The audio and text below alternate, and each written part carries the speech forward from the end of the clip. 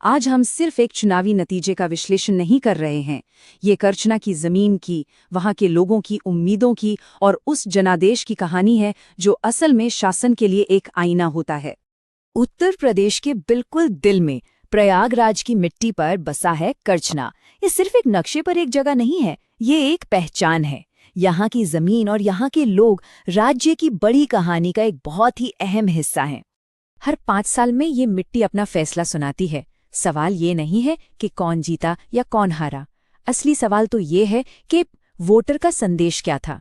हमें उनके फैसले को, उनकी जरूरतों और उम्मीदों का एक सीधा संवाद मानकर सुनना होगा। तो करछना है कैसा? देखिए, ये मुख्य रूप से एक ग्रामीण इलाका है जहाँ लोगों की रोजी रोटी मौसम के साथ बंधी हुई है। और यहाँ का जो समाज है वो ओबीसी, दलित और युवा समुदायों से मिलकर बना एक ताना बाना है। तो चलिए सबसे पहले कहानी को आंकड़ों की नज़र से देखते हैं। समझते हैं कि 2022 के नतीजे हमें क्या बताते हैं। 9,300 ये महज एक नंबर नहीं है, ये वो फासला है जिसने 2022 में जनता की भावना में एक बड़े बदलाव का इशारा दिया। ये कोई एक तरफा जीत नहीं थी, बल्कि एक बहुत ही कड़ा मुकाबला था। अब जरा आखिरी गिनती पर नजर डालिए। बीजेपी के पीयूष रंजन निषाद को मिले 89,527 वोट, यानी लगभग 44%। और उनके ठीक पीछे थे समाजवादी पार्टी के उज्ज्वल रमण सिंह, जिन्हें 80,199 वोट मिले। ये फासला 5% से भी कम का है। मतलब मुकाबला कितना नजदीकी था, आप सोचिए। ये जो बार चार्ट है ना, ये उसी कहानी को और साफ कर देता है। आप देख सकते हैं कि जीत और हार के बीच का अंतर कितना मामूली था। एक छोटी सी लहर भी नतीजे को पूरी तरह से पलट सकती थी। ये बताता है कि जनता का मूड कितना नाजुक था और हर एक वोट की क्या अहमियत थी। अब देखिए, करछना का जो राजनीतिक इतिहास है वो बहुत दिलचस्प है। इसे स्विंग सीट कहते हैं। मतलब यहाँ की जनता किसी एक पार्टी से बंधी नहीं रहती। जैसा कि आप देख सकते हैं, 1993 से लेकर 2022 तक सत्ता कभी बसपा तो कभी सपा के पास रही और अब भाजपा ने यहाँ अपनी जगह बनाई है। ये पैटर्न साफ दिखाता है कि यहाँ परफॉर्मेंस और जनता का मूड ही सबसे ऊपर है। तो 2022 में ये जो बदलाव आया, उसकी सबसे बड़ी वजह क्या थी? एक शब्द में कहें तो एंटी इनकम्बेंसी, मतलब सत्ता के खिलाफ एक लहर। मौजूदा समाजवादी पार्टी के खिलाफ लोगों में एक मजबूत भावना थी और इसके जड़ में थे वो वादे जो पूरे नहीं हुए, जैसे सड़कें और दूसरी स्थानीय सेवाएं। तो आंकड़ों से ये तो पता चल गया कि क्या हुआ। अब सवाल है, क्यों हुआ? चलिए जरा और गहराई में उतरते हैं और उन मुद्दों को समझते हैं जो वोट में बदल गए। जरा इस मैप पर नजर डालिए। इसे आप एक तरह का शिकायतों का हीट मैप समझ सकते हैं। जहां रंग ज्यादा गहरा है, समझिए वहां किसानों की परेशानी जैसी शिकायतें ज्यादा गंभीर हैं। ये दिखाता है कि लोगों का असंतोष सिर्फ एक हवाई बात नहीं है, बल्कि जमीन पर मौजूद एक सच्चाई है। तो असल में लोग किन बातों से परेशान थे?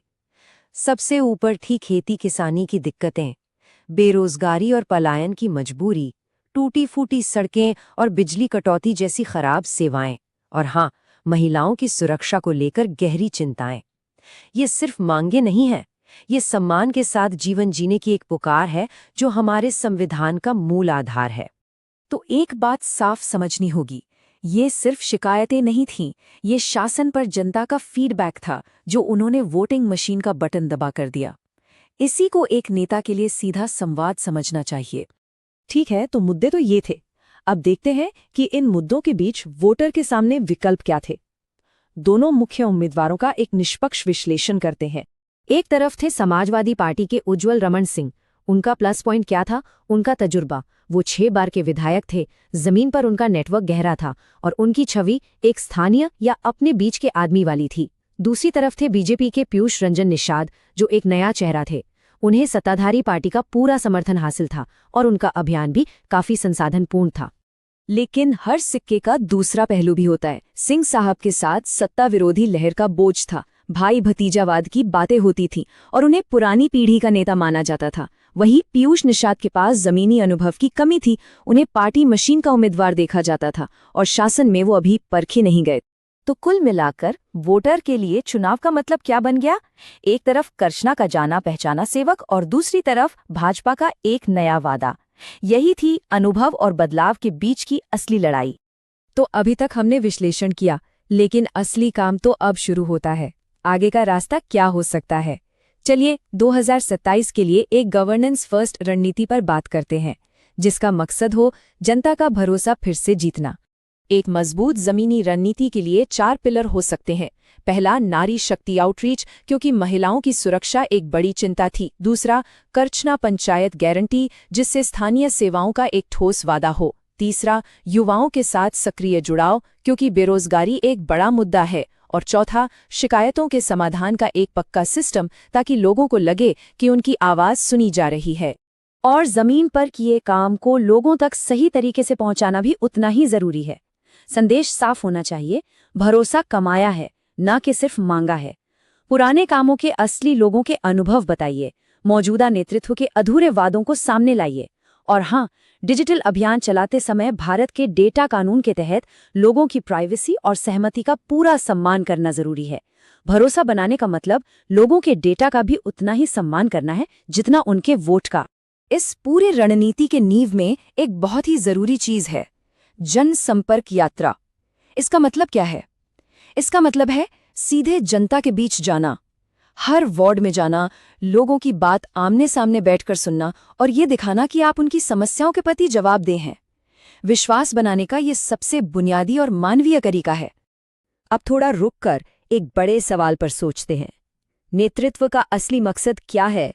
ये सिर्फ चुनाव जीतने से कहीं ज्यादा है। ये शासन करने की एक जिम्मेदारी है।